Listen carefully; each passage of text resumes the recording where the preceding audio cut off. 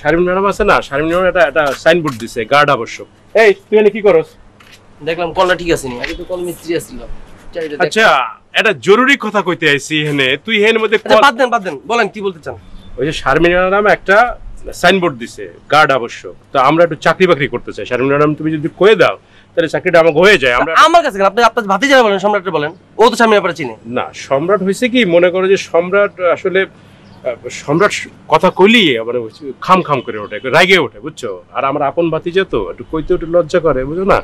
তুমি এই কথাটা যদি শারমিন আবার যদি কও যে এরকম এলাকারই পোলা ভালো বংশ ভালো, যদি একটু কও তাহলে চাকরিটা হয়ে যায় একটু।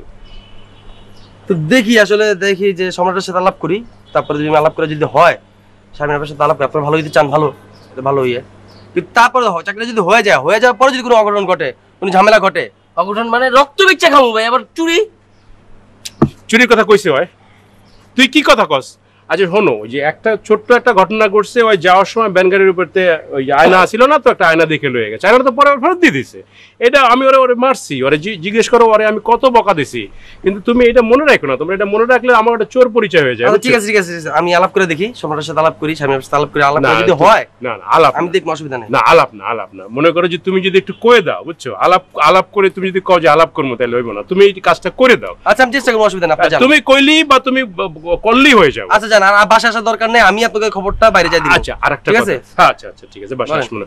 আরেকটা কথা, ওই যে তুমি কবা কি যে একটা অফার দিবা, স্পেশাল অফার আমাকে হইয়া, যে দুইজন মিলে কাম করবো 12 ঘন্টা 24 ঘন্টা, কিন্তু একজনের বেতন দিলেই হবে, তবুও আমরা একটা কাজ করবো।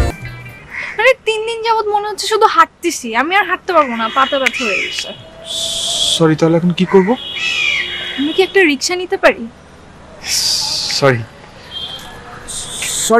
রিকশা।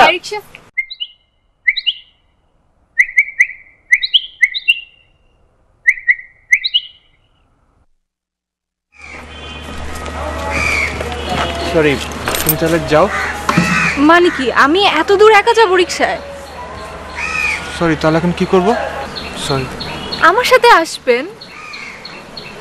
সরি, মানে আমি তোমার সাথে একই রিকশায় বসে যাব? না, রিকশার পিছে ঝুলতে ঝুলতে আসেন। সরি। উফ, উঠেন।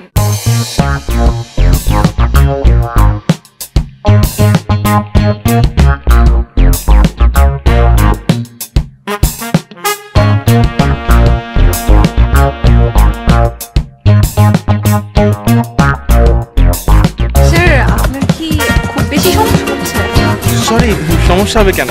না, এই যে এত ফাঁকা হয়ে বসে আছেন। না ঠিক আছে। আপনার কি ক্ষুধা লাগেনি? সরি, আসলে খুব একটা লাগেনি। 3টা বাজে, আমার না অনেক ক্ষুধা লেগেছে। চলেন না কোথাও যেয়ে খাই। সরি, সামনে না খুব ভালো একটা ফুচকার দোকান আছে, তুমি চাইলে ওখানে ফুচকা খেতে পারো। ফুচকা না, আমি অনেক বেশি হাংরি। সরি, একটা হোটেলও আছে, তুমি চাইলে ওখানে অনেক গরম গরম সিঙ্গারা পাওয়া যায়, তুমি ওটাও। থাকতে রেখে এই সময় সিঙ্গারা ফুচকা খেলে কি পেট ভরবে নাকি? বললাম না আমি অনেক হাংরি।